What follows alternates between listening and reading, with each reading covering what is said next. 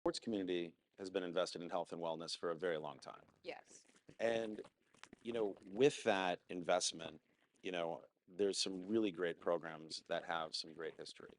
And could you speak a little bit about, I don't want to script the name, Crucial Crucial Catch. Catch? Yeah. Yes. So, how many are familiar with Crucial Catch, the NFL's cause campaign against cancer? If I had asked a couple of years ago how many people recognize the pink on the football field every October, a lot of hands would have gone Right. up.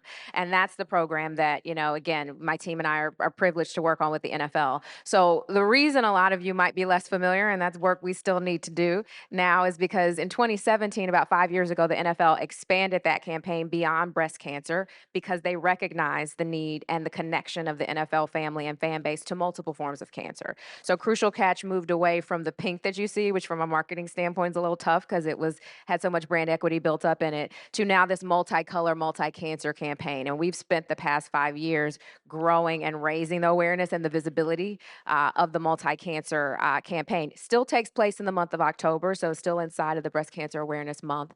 But we have added pulse points throughout the year to address multiple forms of cancer. So we introduced a Super Bowl campaign.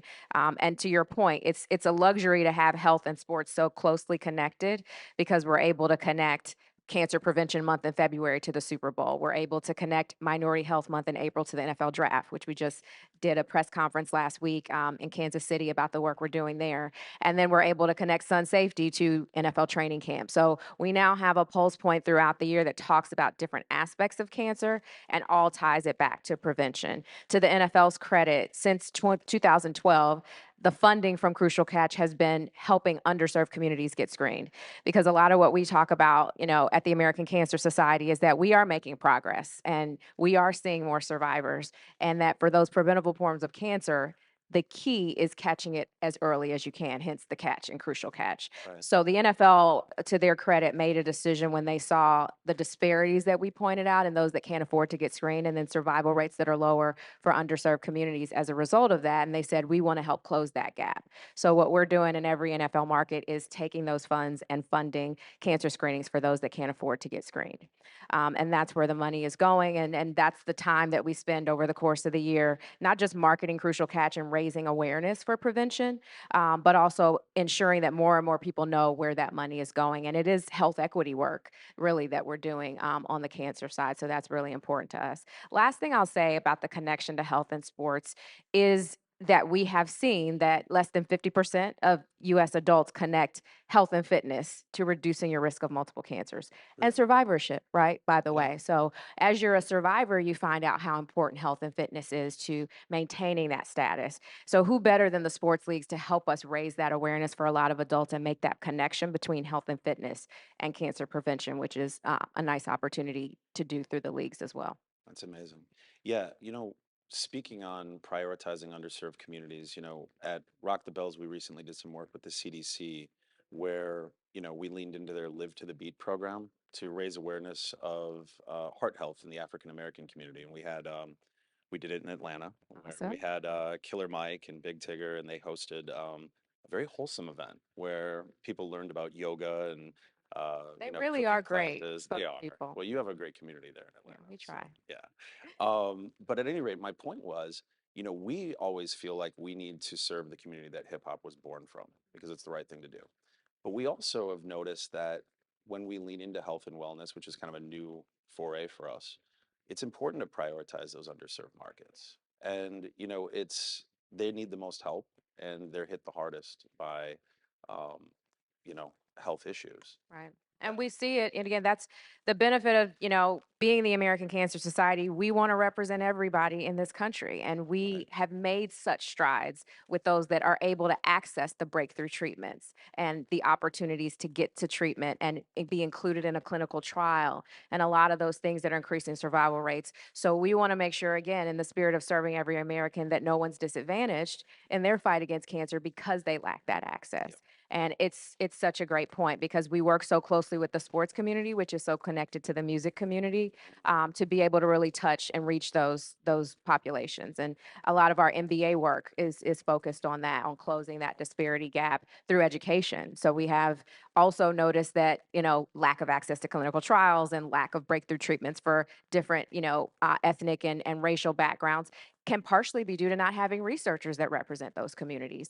And so the NBA supported what we call our diversity in cancer research program, where we're putting internships into HBCUs and Hmm. into just in general universities that are serving students of color and minorities. So we're trying to again attack it from every angle, so that we can, again, it's ultimately just about making sure every American has equal access, and the equal ability to fight cancer. It's incredible. You know, you also have an opportunity at American Cancer Society to really see, beyond just the numbers. You get to actually see the stories and meet the real people and see the real world impact of, the positive change that you're making. What is that like? It's the best part of what we do, Yeah. right? I mean, it's very much a marketing role, but what constantly I'm reminded of is that it is literally work that we're helping to save lives and that's affecting people's lives. And so, we love it when we are with the NFL and we can tell a story about someone who we have a story in Boston, the health center that we fund, with the Patriots, where a woman, got her insured mammogram for the year, and then she found the lump and she didn't have insurance for another mammogram. And she went to our NFL funded health center and they caught stage 3 breast cancer. Wow. And so it is the people, that you see, that we constantly work to share. It's also our player ambassadors. So we have, about 30 to 40 player ambassadors who have most of them been caregivers to a parent or a loved one who's had cancer. Some of them are survivors themselves. And so seeing the passion of people, again, it's the unfortunate thing, but it's the fortunate thing is that so many people have been touched by cancer, Yeah. and it is the people behind it that makes the work so worthwhile and motivating. And again, a credit to our leagues. It's what drives all of our league partners as well, because we are not a paid sponsor of our leagues. We are a selected charity, and they fundraise in partnership with us, but they also fundraise for us. So we very much view our leagues as the clients, and Hmm. we want to make sure that they continue to see the impact of what their dollars are making in the community. Interesting. Well, that leads me to my next question, and I was really curious about this. You've got the leagues, then you've got the teams, franchises, and then you've got the actual players themselves. And what are the differences in terms of getting your message out and raising awareness when you're working with a team like the Falcons versus a player? Yeah. Like what's the different approach and how does it resonate differently and how do you kind of navigate that? Yeah, well, the players too, I credit because again, we don't pay players. They're not endorsers of ours. They all donate their hours to be an American Cancer Society ambassador. So with the players, we can get very personal, because again, it all starts with why they're an ACS ambassador. ACS, is the abbreviation for American Cancer Society, and so our interaction with the players is a lot more direct and personal, in telling their story, in putting forth their own funds to help raise money for the cause, and being able to inspire and surprise and delight someone. We had Quentin Williams with the New York Jets surprise a cancer survivor with Mm, tickets to the Super Bowl. We do things like that a lot, and so it's that personal one-to-one connection, with the players that we're tapping into, and that's what our partners and that's what brands are also able to tap into and obviously support the cause, but also get that marketing benefit from working with us and our players. From a team perspective, the teams are really very much the messengers of the work we're doing with the league. And so they're bringing their assets to the table. We can go to a health center with, the Boston, or the Baltimore Ravens, and have them bring out cheerleaders and have them bring out, special, prizes to make the day of some of the patients in the health centers where we're serving. So the teams can bring, a lot more of the resources and the ability to inspire and encourage those in the community. And then at a league level, it is that sort of umbrella of the messaging, right? In October, the PSAs that you see that run in the broadcast, the auction of the players that are donating their gear from the field to raise money for the cause, and really the actual work of getting people screened is what we focus on with the leagues and the teams. So we have a screening tool that was promoted last year in the NFL broadcast that encouraged any fan, to go to NFL.com/crucial catch and directly enter your zip code to find out where you can go get screened or where you can find out more about getting screened. And we had 11,000 people go to that tool Whoa, over the course of a weekend. So we, again, are directly trying to reach everyone with the screening message. And then we're actually also trying to close that health equity gap. So it's twofold. it's amazing. Do you have a favorite franchise that worked with over the years? I can't pick one. You can't pick one? I mean, if I had to, I'd go with the teams that paid me. So I'd go with There the you go. Raiders and the Falcons. There you go. I'm very partial to them. But no, every team is amazing. The Denver Broncos, I could, talk about them and the work that they're doing with us with University of Colorado Health. Hmm. And they've really been great partners to work with. We just had our cancer survivor announce the draft pick for the Las Vegas Raiders. So a recent thank you to the Raiders for collaborating with us there. But yeah, no, it's amazing to see how the teams engage. And the other thing I'd say about the teams is their engagement is local. So Right. a lot of what we do with the NFL is addressing the issue nationally, but the Chicago Bears lean into health equity because they know they have a huge disparity of Black women in Chicago Hmm. that are, lacking the access to survive breast cancer. So each of the teams lean into what they see are the local issues in their market, which is nice. It's amazing. What do you love the most about working in sports?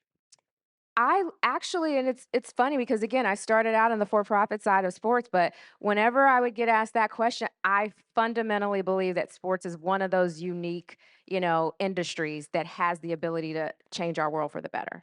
Right. So it is the legacy, right, of sports, of Jackie Robinson breaking the color barrier and, John Carlos and Tommy Smith with the fist up in the air at the 1968 Olympics. Sports has that Muhammad Ali and his activism work. So I just feel proud to be in this space because I feel the power of sport to impact a lot of our, social issues. And because it just naturally brings people together and it breaks barriers that we see in other areas of our society. Yeah, that's awesome. Um, Giannis the other day kind of made How some powerful, right? right, right. Just hey, Yes, there's no losing in sports, right? We're exactly. all just winning, or we're not winning, we're learning. Sorry. It's Yeah, steps to success, right. which is what and it's why sports is such a great metaphor for life, Yeah, right? Because I think we all feel that way when we fail and to hear, a professional athlete express it in that way and say, "No, it's steps to success." absolutely. It was very powerful. Yeah, I actually retweeted that after he put Nice. that out. Awesome. Well, does anyone have any questions? Questions we can answer? Yes. Yeah.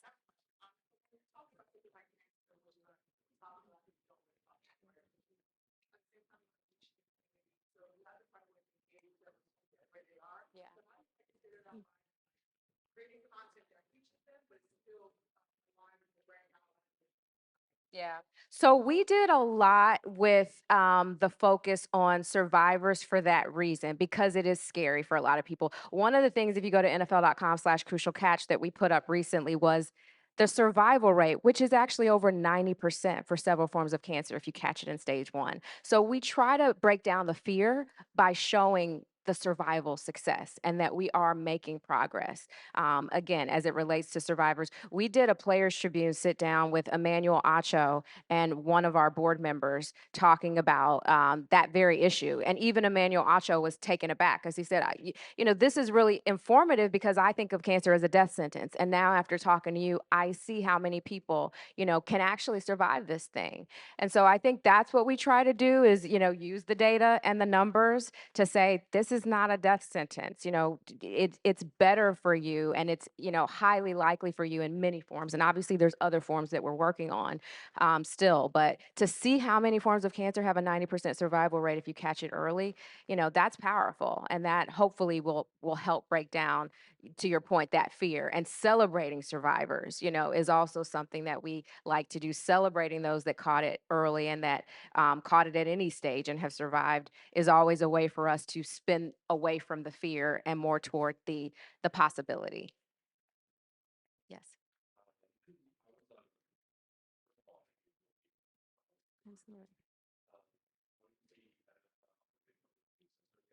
Yes. Uh-huh.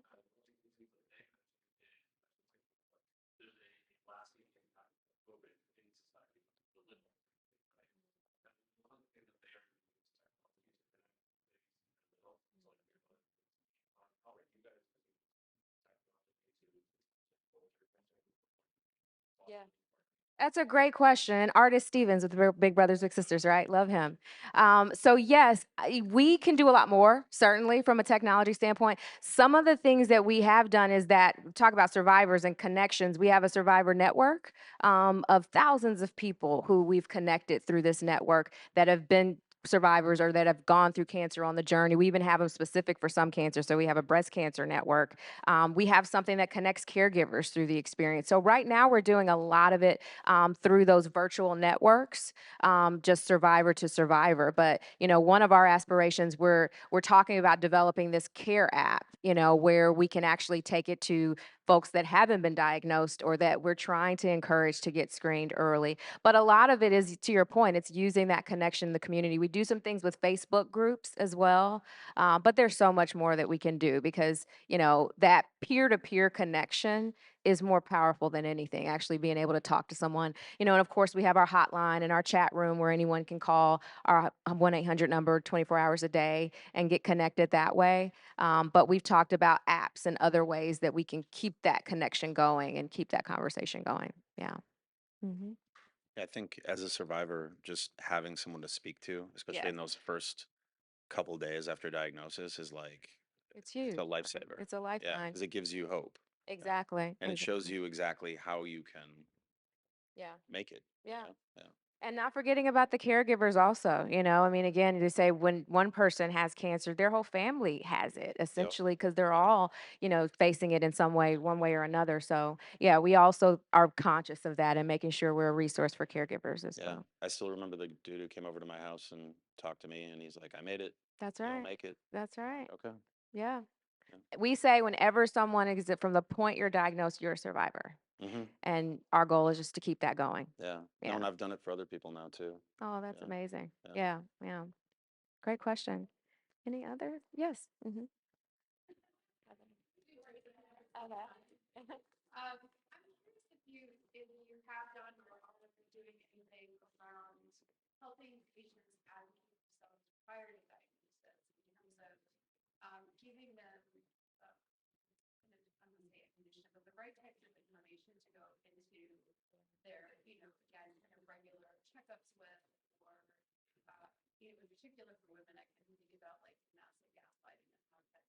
Yeah. Yeah. Yeah.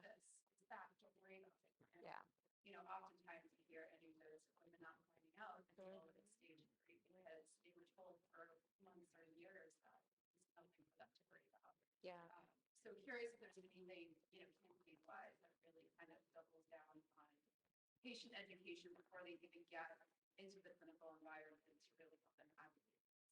Yeah, no, it's a really great question. And I would say programmatically, we have what we call roundtables that we actually facilitate through our advocacy arm. Because I forgot to talk about the three aspects. We are a research organization, we're supporting patients directly, but then we have an advocacy arm based in DC that advocates federally and locally in our local markets around the country for more access to care. So, those roundtable discussions and bringing people together, a lot of the discussion is around patient education and knowing what to ask and knowing when to push harder. Something else we've done, again, using our athletes, is we have a 4-time Olympian, amazing breast cancer survivor, who actually was competing and training for the Olympics while she was fighting cancer. Her name is Shantae Lowe. She's phenomenal. And she sat on a few panels that we've had with WNBA players as well. We did a WNBA panel and they talked about that. So we want more people to hear how important it is to know what to ask. Certainly, our hotline, that's what we encourage people to call if they want to have more information going in to speak with their doctor. But hearing someone like a 4-time Olympian say that she had to go to 3 different doctors because the first one didn't listen and she knew something was wrong with her body and she went to the next one and the next one, it's so important for people to hear that even a professional athlete was facing that. And so it breaks down, to your point, some of that fear to say, no, push back or get a second opinion. And here's the things that you should be looking for when you're talking to your healthcare provider. Again, we're also very aware that that's tied into the health equity issue and that there's a lack of trust in certain communities for doctors. And so I'd say that we're, again, addressing it through some of the advocacy and the roundtables, but also more and more usage of our leagues and players to highlight that they're going through it too. And if these are the steps they took, and so this is what we recommend you do as well. Yeah. Oh, have you read her book? Yes. She's just And she's joining the President's Council for Sport Nutrition and Fitness. So yeah, she's amazing. We have a Women in Sports Against Cancer Council too that she sits on, by the way. So we continue to try to amplify that issue for women. Yeah. Yeah. Yeah.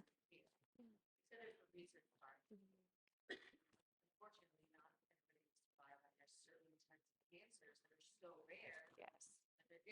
Exactly.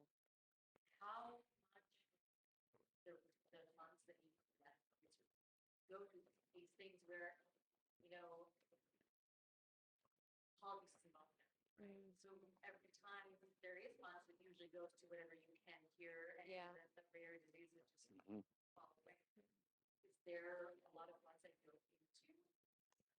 Yes. Yeah, and I can't give you the percentages obviously, but no, I mean, it's one of the reasons. So we're the largest former funder of cancer research outside the federal government. It's a privilege that we have because through that we are able to address, some of those non-preventable forms of cancer. Childhood cancer, is something that's not preventable that we spend a lot of money funding researchers to address that. So we have researchers funded all over the country, both internal, we call it intramural versus extramural. I learned that term when I got to the American Cancer Society. So it's those that are doing research that are fully employed by us, and then those pretty much every major hospital, cancer institute in the country has an American Cancer Society funded researcher, and it's for that reason, right? Because what we can do for those non-preventable cancers is research more information on them so that we're aware of them. And then on the advocacy side, yes, it is access to care, but it's also the clinical trials because that is so important to have that access so that you can study, those forms of cancer as well. So just and that's a nonpartisan advocacy arm. We have support on both sides of the aisle. Again, one of the nice things about cancer is that it's pretty universal. What we need to do for those that are undergoing, a diagnosis or the future people that will undergo a diagnosis. So between the advocacy and the research side, there's a lot of focus on non-preventable cancer and what we can do about it.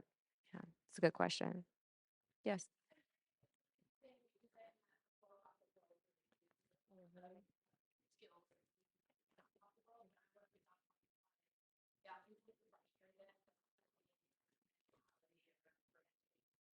Mhm. Yes.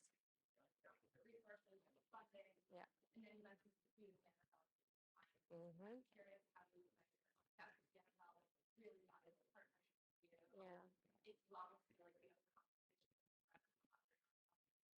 Yeah. Yeah. No, it's a really great question because I mean, again, candidly, when I came into ACS, I remember thinking, "Oh, there's so many things about this agreement that we're just going to talk about, and I want more of this and more of that." And then I realized, "Oh, it's not a paid sponsorship. Okay, this approach is going to be a little different." So, it really is where, thankfully, the NFL is with us because of the impact and because of the scale that we're able to, have in that area. So my for-profit brain said, what advantage do I have? And it's the impact I'm bringing to the league. How can I lean into that to raise more awareness for the brand? And so that's how I attacked it. But I used a very for-profit, strategic mindset with how I went about it. So we focused more in our meetings with the NFL on what we can do to further drive that impact if ACS is more a part of the conversation, if there's co-branding on more of the materials, because again, to your point, those are those branding asks that we have, but it had to always be tied to how it's going to drive more impact. Because again, the fortunate aspect is that we're working with a league that cares about that the most. If you don't have that from your league partner, then you're looking at a different aspect. And I would say beyond the impact work, again, my for-profit brain knows that the PR and the press and everything that we're able to do to shine a light on the work the NFL is doing is also valuable to them. We weren't doing as much of that before I came in. So, how can we introduce Super Bowl campaigns and NFL draft campaigns, knowing that that's raising the visibility that the NFL is looking for also through us for the work that they're doing? So, hopefully but just a couple of strategic, examples that I don't know that I would have had that approach had I not had that for-profit marketing mindset coming in. Yeah, Anyone else? great. Another example I give again, because people are like, how do you raise the money? And, a significant focus of mine was diversifying the revenue stream. Again, something else that my for-profit brain came into because we were very revenue dependent on merchandise proceeds through Nike. So a lot of the funds that we raise are through fans buying Crucial Catch gear on NFL Shop. So if you've done it, thank you for supporting the cause because Nike introduces a new line every year, but it was a significant portion of our revenue. So again, with introducing the campaigns, we introduced a fan fundraiser, a Super Bowl sweepstakes where you can donate to win a trip to the Super Bowl. We introduced doing a lot more with sponsors. So we have Cigna, who supported our campaign. Sleep Number is coming on board now as a new partner of ours, where we've connected their wellness focus to the wellness aspect of cancer prevention. So that's something else that, again, was really important to me coming in, was to diversify the revenue streams. And we've been able to do that again with some marketing work. Amazing.